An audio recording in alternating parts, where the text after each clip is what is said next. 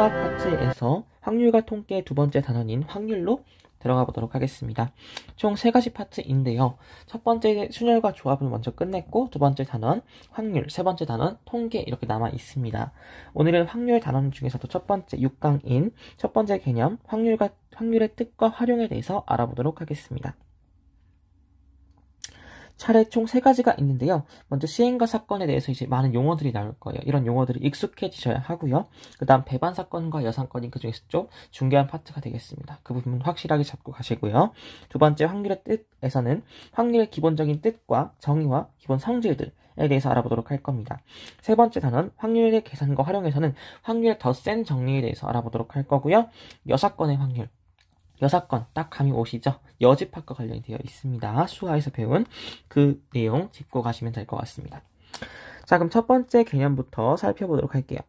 시행과 사건입니다. 자, 시행이라는 것부터 알아보도록 할게요. 자, 시행은 같은 조건에서 반복할 수 있고 그 결과가 우연에 의해서 결정이 되는 실험이나 관찰이라고 말할 수 있겠습니다. 그냥 이 개념만 알고 가시면 돼요. 자, 그 다음 표본 공간은 뭐냐? 어느 시행에서 일어날 수 있는 모든 결과의 집합이라고 볼 수가 있겠죠. 그쵸? 근데 여기 보세요. 일어날 수 있는 이라고 되어 있습니다. 그럼 어떤 일이 일어나긴 해야 돼요. 그쵸? 일어날 수 없으면 안 되겠네. 그러니까 일어날 수 없는 경우 뭐 있죠? 그쵸? 이게 있죠. 바로 공집합 되겠습니다. 이런 공집합이 있는 경우에서는 절대로 표본 공간이라는 것이 정의될 수가 없겠죠? 왜냐? 일어날 수 있는 모든 결과이기 때문에. 그래서 우리는 어떻게 하냐면 여기서 공집합이 아닌 경우만 이제 표본 공간에서 생각을 하시면 될 것 같습니다. 그래서 공집합이 아닌 경우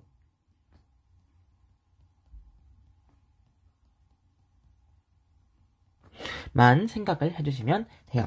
자, 그럼 세 번째 사건에 대해서 알아보도록 하겠습니다. 사건의 정의는 꽤 간단합니다. 바로 표본 공간에 부분집합이라고 정의가 되어 있죠. 그럼 뭐냐? 표본 공간이란 정의 자체가 뭐냐? 어느 시행에서 일어날 수 있는 모든 결과의 집합이라고 했고 그에 대한 부분집합이라고 지금 사건을 정의 내렸습니다. 그쵸? 즉 뭐다? 사건은 바로 시행의 결과라고도 나타낼 수가 있다라는 것을 여러분들이 기억해 주시면 될 것 같습니다. 시행의 결과라고 볼 수가 있어요. 자, 그 다음 근원사건에 대해서 보도록 하겠습니다. 근원사건, 표본 공간의 부분 집합 중에서 한 개의 원소로만 이루어진 집합이라고 되어 있습니다.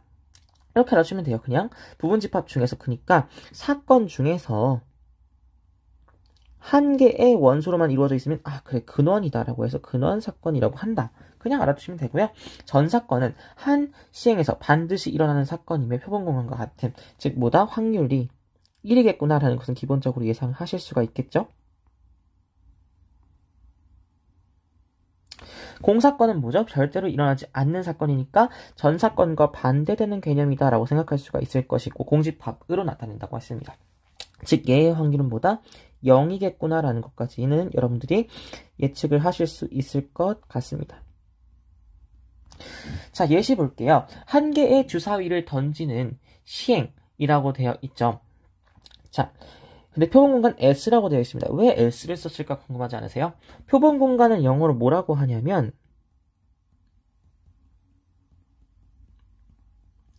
바로 sample space라고 합니다. 그쵸? sample space라고 하고요. 다 영어 단어에서 가져온 거죠, 그냥. sample space의 앞에 sample의 첫 자를 따서 S를 쓰기로 결정을 했습니다. 이건 약속이기 때문에 여러분들이 뭐라 한다고 해서 바꿀 수 있는 게 아니에요. 그쵸? S이고요. S는 1, 2, 3, 4, 5, 6이라고 했을 때 근원 사건은 원소가 하나여야 하니까 1, 2, 3, 4, 5, 6 각각 6가지가 있을 것이고요. 여기서 만약 7의 눈이 나온다라고 한다면 공사건이 되겠죠. 왜냐? 주사위를 던지는 시행에서 7이 나오는 경우는 아예 없거든요. 그러니까 공사건이라고 보시면 될 것 같습니다. 자, 그리고 여기서 몇 가지만 좀 더 보고 가도록 하겠습니다. 합사건, 공사건이라는 게 있어요. 합사건은 마찬가지로 사건 A와 B가 있다고 한다면 합치면 합사건이고요. 곱사건은 뭐냐면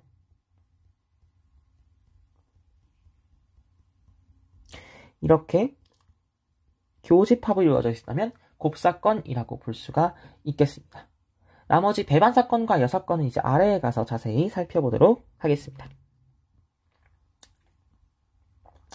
자, 여기 합사건, 곱사건이 지금 나와 있었는데 제가 앞에서 설명해 드렸죠. 결과적으로 그냥 A 또는 B가 일어나는 사건, 그러니까 이것이 바로 합사건이라고 볼 수 있습니다. 그러니까 즉 A 합집합 B라고 쓸 수가 있을 것 같고요. 그 다음에 곱사건은 반대로 A 교집합 B, A와 B가 동시에 일어나는 사건이라고 볼 수가 있겠죠. 그래서 A 교집합 B. 그 다음 배반 사건과 여사건이 여기서 좀 중요한 역할을 합니다. 자, 배반 사건은 A와 B가 동시에 일어나지 않을 때, 즉 그쵸? A 교집합 B가 뭐다? 공집합이라고 이렇게 정의되었을 때 사건 A와 B가 서로 배반 사건이라고 정의된다고 합니다. 여사건은 반대로 A가 일어나지 않은 사건을 A 여사건이라고 볼 수 있고 얘를 A 여집합이라고 나타내겠죠? 즉 A와 A 여집합은 배반 사건이라고 되겠죠. 왜냐? 여기 배반 사건의 정의를 이용해 본다면 A 교집합 A 여집합이라고 쓸 수가 있는데 얘는 알고 있죠? 우리 모두 다 공집합이라는 걸 알 수가 있습니다. 즉 공사건이기 때문에 서로 배반 사건이구나 라는 것을 확인할 수가 있습니다. 그러니까 여사건은 무조건 배반 사건, 여사건은 그러니까 배반 사건 안에 들어가 있는 포함된 개념이다라고 보시면 될 것 같습니다. 자, 이렇게 벤 다이어그램으로 나중에 보시면 될 것 같고요. 자, 합사건, 곱사건은 다들 아실 거고 배반 사건과 여사건의 차이를 다시 한번 말씀을 드리도록 하겠습니다. 얘네들 차이가 뭐라고요?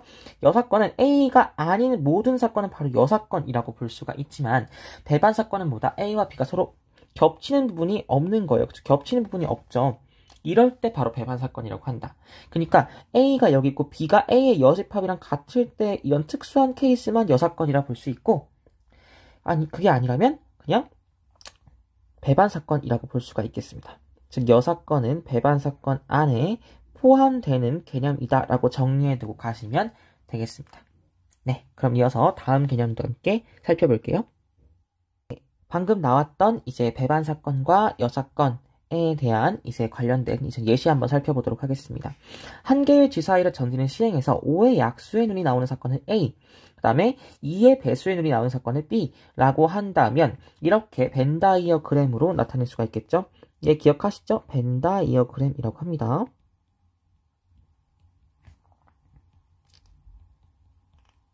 전체 표본 공간 S에서 A와 B를 지금 벤 다이어그램을 나타내 보았는데 집합 요거를 이제 원소 나열법이라고 나타내 본다면 1, 5, B는 2, 4, 6 이런 식으로 쓸 수가 있겠죠. 결과적으로 그러면 A와 B가 배반 사건인지 아닌지 그걸 판단하고 싶었습니다. 그러면 A의 여집합은 2, 3, 4, 6 B의 여집합은 1, 3, 5죠. 일단 이렇게 구해놨고 뭘 할 수 있느냐. A 교집합 B가 뭐다? 공집합이죠. 왜냐? 겹치는 게 없으니까요. 즉, 두 사건 A와 B는 배반 사건이라고 볼 수가 있겠습니다. 그러니까 우리가 사건 A와 사건 B가 있을 때 둘의 교집합이 공집합이다 라는 것만 안다면 무조건 배반 사건이구나 라는 것을 판단할 수가 있습니다. 이게 문제에 아주 중요하게 쓰일 겁니다. 자, 그럼 이제 확률의 뜻에 대해서 본격적으로 알아보도록 하겠습니다. 확률은 뭐냐? 자, 어떤 시행에서 사건 A가 일어날 가능성을 나타낸 것. 근데 뭐로 나타냈다고요? 바로 숫자로 나타냈다고 합니다. 그렇죠? 그래서 이것을 바로 사건 A의 확률이라고 하고 이걸 바로 PA라고 나타낸다고 합니다. 이 PA에서 P는 또 어디 나서 나왔을까요? 그렇죠? P 또 영어입니다. 그렇죠? 확률을 나타내는 단어가 있겠죠? 뭐냐? probability입니다. probability.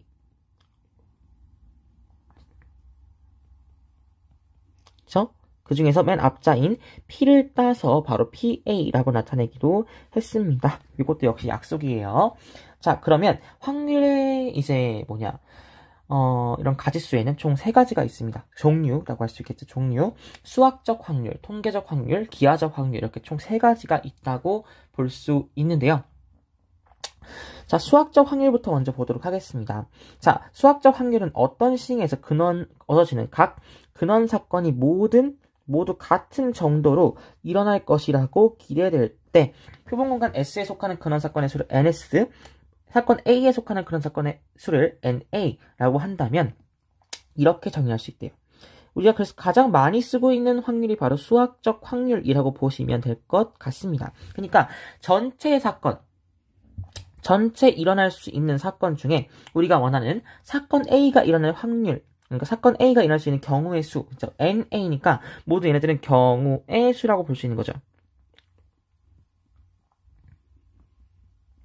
그러니까 전체 사건 S가 일어날 수 있는 그런 사건이 일어날 수 있는 경우의 수분에 우리가 원하는 사건 A가 일어날 수 있는 경우의 수를 구하면 바로 우리는 이렇게 확률 A가 일어날 수 있는 사건 확률을 구하는 것이라고 볼 수가 있겠습니다. 이와 같은 확률은 수학적 확률이라고 한다고 합니다. 자, 근데 제가 여기서 형광펜을 쳤죠. 자, 각 그런 사건이 모든 같은 정도로 일어날 것이라고 기대될 때라고 되어 있죠. 그러니까 얘는 이렇게 생각하시면 돼요. 특별한 언급이 없으면 무조건 이렇게 생각하시면 됩니다. 특별한 경우 언급이 없으면 무조건 그냥 모든 같은 정도로 일어날 것이라고 생각을 하면 될 것 같아요. 근데 만약 모두 같은 경우가 아니다 라고 이제 문제에 특별한 언급이 있다면 그때는 또 상황이 달라지겠죠. 이해되시죠? 자, 그러면 통계적 확률 보도록 하겠습니다. 그 전에 먼저 예시 한번 보도록 할게요. 서로 다른 주사위를 던지는 시행에서 두 눈의 합이 8이 될 확률을 구하시면 됩니다. 그런 사건은 뭐죠? 전부, 모든 경우의 수입니다. 첫 번째 경우 주사위에서 6가지 수 나올 수 있고 두 번째도 6가지 수니까 36가지 NS. 그런 사건의 경우의 수는 36가지입니다. 두 눈의 합이 8인 사건을 A라고 하면 이렇게 묶을 수가 있겠죠. 2, 6, 3, 5, 4, 4, 5, 3, 6, 2 이렇게 합이 8이 될 수 있는 경우 볼 수 있습니다. 1, 7은 왜 안 되죠? 1, 7. 7은 애초에 주사위에 없기 때문에 이 경우는 배제하셔야 맞죠. 그쵸? 배제하셔야 합니다. 그래서 NA는 5가 나온다라는 거 확실히 따질 수가 있고 전체 일어날 수 있는 그런 사건의 수분의 사건 A가 일어날 수 있는 수 구했으니까 36분의 5라고 확률 구할 수가 있겠습니다. 경우의 수이 좀 더 발전된 과정이라고 보시면 될 것 같아요. 어려운 거는 없었습니다. 자, 그럼 이번에 통계적 확률에 대해서 함께 알아보도록 하겠습니다. 통계적 확률은 같은 시행을 n번 반복했다고 했습니다. n번을 반복했고요. 사건 A가 일어나는 횟수를 Rn이라고 하면 시행 횟수 n이 한없이 커짐에 따라 그 상대로서 n분의 Rn의 일정한 값 P에 가까워진다. 이때 이 값 P를 사건 A의 통계적 확률이라고 볼 수가 있겠습니다. 말이 되게 어렵죠. 근데 문제를 보시면 되게 쉽다는 것을 아실 수 있을 것 같아요. 자, 공장에서 생산한 제품 100개 중 불량품이 뭐다? 20개라고 합니다. 그럼 이 공장에서 불량품이 생산될 확률은 당연히 100% 그냥 1000개 중에서 불량품의 개수인 20개를 해서 불량품이 생산될 확률인 50분의 1이 아니죠. 그쵸? 5분의 1이 아니죠. 50분의 1입니다. 이게 오타고요. 50분의 1이라는 것을 알 수가 있을 것 같습니다. 그러니까 약 2% 정도 된다는 뜻인데요. 예를 들어 우리는 이렇게 생각하고 있잖아요. 불량품 같은 경우는 그러니까 1000개가 아니라 10,000개 중에서는 그럼 어느 정도가 이제 불량품이 생산될 수 있을까? 라고 예측을 해봤을 때 이 통계적 확률에 따라서 우리는 결국 몇 개다? 200개의 불량품이 생산될 것이다 라고 이제 10,000개 중에서라면 예측을 해볼 수가 있죠. 이럴 때 바로 통계적 확률이 사용되는구나 라는 거 생각해 보시면 될 것 같아요. 그러니까 우린 이 통계적 확률을 통해서 이 생산된 제품 근원 사건의 수가 증가했을 때 그때에 일어날 수 있는 사건 A의 경우의 수는 몇 가지일까 라고 통계적 확률을 통해서 예측할 수 있다라는 정도로 보시면 될 것 같습니다. 그리고 n분의 Rn이라고 지금 상대도수라고 얘기해놨잖아요. 말씀을 드릴게요. 실제로 n의 값을요 엄청 한없이 크게 할 수 없습니다. 그래서 n이 충분히 클 때의 상대도수 n분의 Rn 이라는 것을 이제 통계적 확률로 생각하시면 될 것 같습니다. 그러니까 n의 값을 한없이 크게 할 수 없다. 크게 하는 것은 거의 불가능하죠. 우리 생활 속에서는. 그래서 일정한 값 P에 가까워질 때 이 상대 도수 자체를 통계적 확률이라고 정의하였다라고 보시면 될 것 같습니다. 마지막으로 추가적 개념, 기하학적 확률이 있습니다. 그러니까 얘는 기하적 확률이라고도 하는데요. 연속적인 별량을 크기로 갖는 표본 공간의 영역 S 안에서 각각의 점을 잡을 가능성이 같은 정도로 기대될 때 얘도 특별한 언급이 없으면 이렇게 생각하시라고 했어요. 영역 S에 포함되어 있는 영역 A에 대하여 영역 S에서 임의로 잡은 점이 영역 A에 속할 확률은 뭐다? 전체 영역의 크기에서 우리가 구하고자 하는 영역 A의 크기만큼 요만큼 정도를 이제 확률 A라고 정의할 수 있다고 했습니다. 자, 그리고 아까 제가 설명을 안 하고 놓친 부분이 있는 것 같은데 잠시만 설명하고 넘어가도록 하겠습니다. 시행의 수가 충분히 클 때 통계적 확률은 뭐다? 그쵸, 얘가 바로 수학적 확률인 거죠.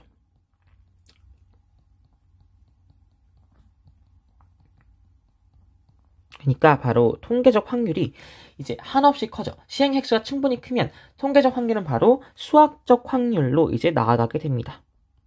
그러니까 엄청 수학적 확률에 가까워지고 있다라고 볼 수 있는 거예요. 통계적 확률은 그러니까 많은 통계를 바탕으로 한 확률이기 때문에 정확한 값인 수학적 확률에 점점 다가가게 된다라고 볼 수가 있을 겁니다. 즉 수학적 확률을 구하기 어려운 경우에 통계적 확률을 대신 사용할 수 있다라는 이런 용도까지 함께 기억해 주시면 좋을 것 같습니다. 자, 그래서 기하학적 확률 아까 설명했고요. 자, 여기 문제 함께 풀어보도록 하겠습니다. 자, 다음 그림과 같이 반지름의 길이가 각각 1, 2, 3이고 중심이 같은 세 원으로 이루어진 간역에 화살을 쏜다고 할게요. 그럼 색칠한 부분에 맞출 확률을 구해본다고 합니다. 영역의 넓이에 대한 확률을 구하시면 돼요. 전체 넓이는 뭐다? 반지름이 3이죠. 그리고 여기는 각각 1입니다.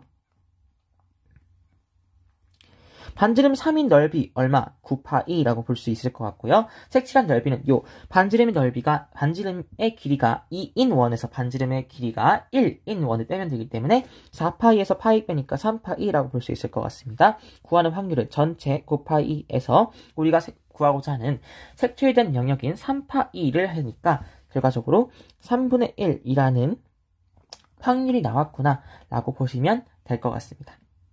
네, 그럼 이어서 다음 개념도 함께 살펴볼게요. 네, 그럼 이어서 이제 확률의 기본 성질에 대해서 알아보도록 하겠습니다. 자, 표본 공간의 의미의 사건 A에 대해서 자, 그러면 A는 무조건 뭐다? 전체 사건인 표본 공간과 공사건인 공집합 무조건 사이에 있겠죠. 그렇죠? 포함되겠죠. 즉, 의미의 사건 A에 대해서 우리는 이러한 결론을 내릴 수 있습니다. PA는 0과 1 사이이구나. 0일 때는 다만 공집합, 그러니까 공사건이 될 것이고 1인 경우에는 전체 집합, 그러니까 표본 표본 공간이 되겠구나 라고 볼 수가 있겠습니다. 그래서 모든 확률 PA는 0과 1 사이에서만 존재를 한다. 그럼 전 사건, 반드시 일어나는 사건이죠. 바로 얘는 표본 공간과 같고 전 사건 S에 대해서 PS는 1이다라고 볼 수가 있을 거고요. 공사건, 절대 일어나지 않는 사건이죠. 이러한 데에선 공집합은 P, 공사건은 뭐다? 0이다라고 얘기할 수가 있겠죠. 얘는 너무 당연한 내용이니까 넘어가겠습니다. 예시는 보시면 주머니 속에 흰 공이 3개, 파란 공이 2개가 들어있다고 하네요. 그쵸? 자, 그러면 흰 공이 나올 확률은 얼마? 3개죠. 그러니까 5분의 3이겠죠. 전체 5개 공 중에서 3개가 들어있으니까. 그쵸? 그 다음 흰 공 또는 파란 공이 나올 확률은 뭐다? 그쵸? 무조건 흰 공 아닌 파란 공이니까 1이겠죠. 전체 확률 되겠습니다. 하지만 노란 공이 있다고 하죠. 노란 공은 있다고 한 적이 없죠. 그렇기 때문에 노란 공이 나올 확률은 0이다. 그래서 얘가 바로 뭐다? 전사건. 얘가 바로 공사건이다. 라고 생각하시면 될 것 같습니다. 이런 기본적인 개념들은 금방금방 넘어가도록 할게요. 그리고 어떤 시에서 반드시 일어나는 사건은 표본 공간과 같다는 점은 제가 말씀을 드렸었죠. 자, 그 다음 여기서 잠깐 설명드리자면 지금 아까 공집합, 그러니까 공사건, 사건 A, 표본 공간이 이렇게 관계가 성립을 한다고 했잖아요.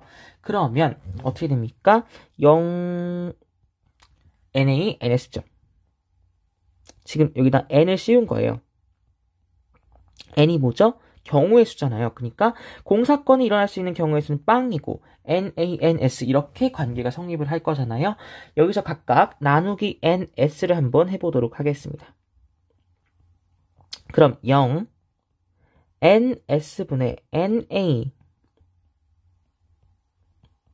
1 이렇게 되겠죠. 결과적으로 NaNS분의 NA가 얼마입니까? PA죠. 사건 A가 일어날 확률. 그러니까 얘는 이렇게 쓸 수가 있다. 0과 1 사이에 PA가 있겠구나. 즉, 직감적인 것 말고 이렇게 증명을 할 수도 있다는 것까지 함께 기억해 주시면 좋을 것 같아요. 얘는 보너스라고 보시면 될 것 같고요. 자, 그럼 확률의 계산과 활용에 대해서 보도록 하겠습니다. 세 번째, 마지막 개념 되겠고요. 확률의 계산과 활용입니다. 확률의 덧셈 정리부터 알아보도록 할게요. 되셨죠? 자, 그러면 우리는 이미 이걸 알고 있습니다.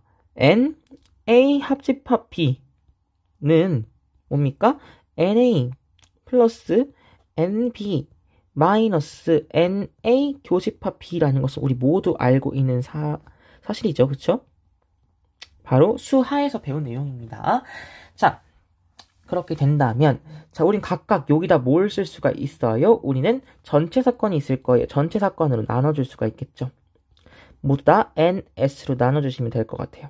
그럼 각각 어떻게 되겠습니까? 반대로 이제 확률로 정의할 수가 있겠죠. 그러니까 PA 합집합 B는 PA 플러스 PB 마이너스 PA 교집합 B라고 정의를 내릴 수가 있을 것이고 이에 따라서 확률의 덧셈 정리 또한 성립을 하겠구나 라는 것을 알 수가 있겠습니다.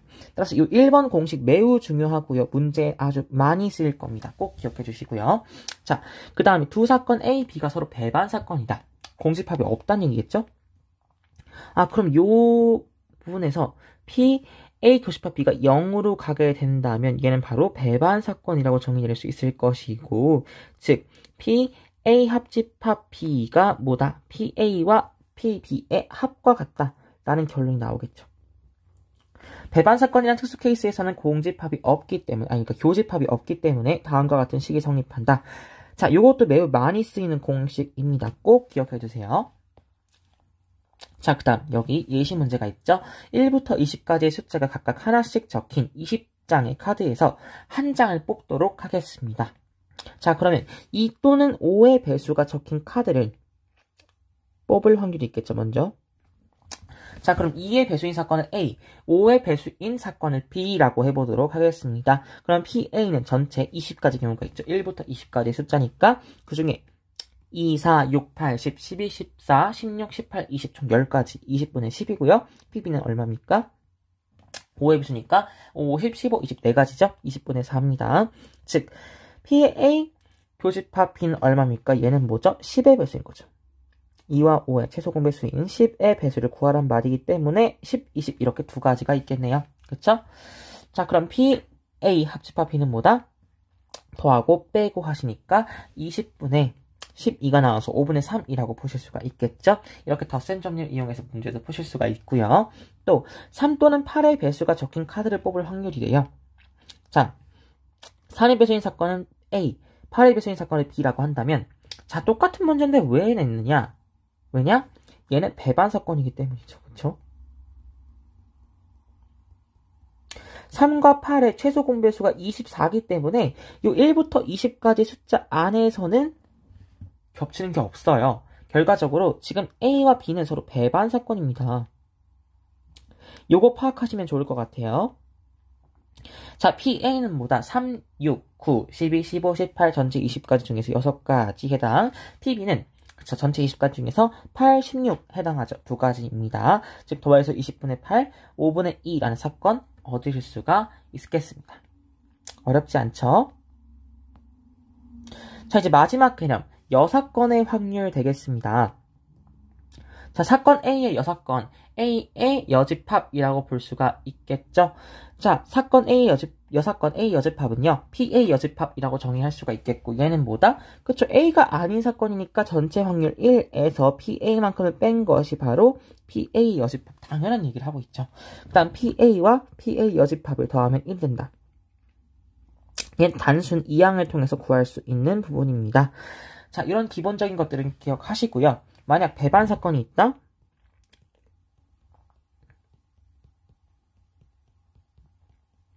아까랑 연결되는 부분인데 배반 사건인 경우에 이제 사건 A와 B가 있겠죠. 사건 A와 B가 서로 배반 사건이라고 생각을 해봅시다. 그러면 말씀드렸다시피 무조건 얘는 뭘 만족시켜야 돼? A 교집합 B가 공집합임을 만족을 시켜야 하는 거죠. 배반 사건이기 때문에 결과적으로 얘는 뭐다? P, A 교집합 B, 그러니까 사건 A와 사건 B의 곱사건이죠. 곱사건인 확률이 뭐다? 0이다 라고 보시면 될 것 같아요. 아까 거 응용해서 충분히 이끌어낼 수 있는 부분이고요. 자, 그 다음 우리가 많이 보는 거죠. 확률에서 적어도 어떻게 합니까? 경우의 수에서도 전체 경우의 수에서 그것이 아닌 경우의 수를 빼죠. 결과적으로 여사건의 확률을 이용한다. 경우의 수와 똑같은 거죠. 그쵸? 자, 예시 문제 보도록 하겠습니다. 여학생 2명, 남학생 5명 중에서 대표 3명을 뽑을 때 적어도 1명은 여학생일 확률을 구하시오 라고 되어 있습니다. 그러면 대표가 모두 남학생의 사건을 A라고 했죠. 그럼 전체 사건은 뭡니까? 여학생 2명, 남학생 5명, 총 7명 중에서 3명을 뽑는 것이 바로 전체의 경우의 수가 되겠습니다. 대신 대표 3명 자격이 같죠? 결과적으로 조합 사용한다 라는 거 아시면 되고, 그 중에서 남학생인 것이니까 5명 중에 3명이 뽑히겠죠. 이러한 확률은 뭐다? 7분의 2였다 라고 구하실 수가 있겠고요. 적어도 1명이 여학생인 사건, 모두 남학생인 사건의 여사건이라고 볼 수가 있죠. 결과적으로 전체 사건인 1에서, 전체 확률인 1에서 대표가 모두 남학생인 사건의 확률인 7분의 2를 빼니까 결과적으로 7분의 5라는 확률이 나오겠구나 라는 거 판단하시면 될 것 같습니다. 어려운 부분은 전혀 없었고요. 자, 오늘 준비한 내용은 여기까지였습니다. 자, 오늘은 확률과 통계 6강, 확률의 뜻과 활용에 대해서 총 알아보았고요. 다음 시간에는 이에 대한 문제풀이 7강으로 다시 함께 만나보도록 할게요. 감사합니다.